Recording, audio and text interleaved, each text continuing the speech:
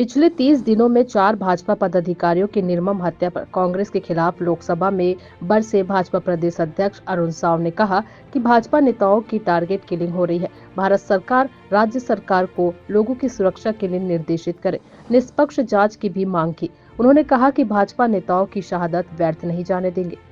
माननीय सभापति जी, लोकतंत्र के इस सबसे बड़े मंदिर में मैं बड़े दुख के साथ कह रहा हूं कि पिछले 1 महीने में भारतीय जनता पार्टी के 4 प्रमुख पदाधिकारियों की हत्याएं हुई है, निर्मम हत्याएं हुई है।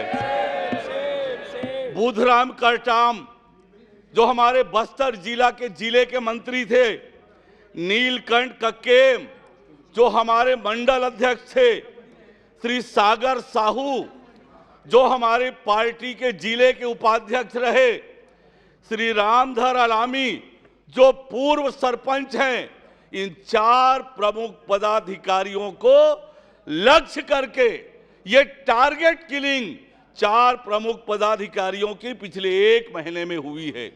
ये राजनीतिक षड्यंत्र है भारतीय जनता पार्टी के खिलाफ, ये राजनीतिक षड्यंत्र है।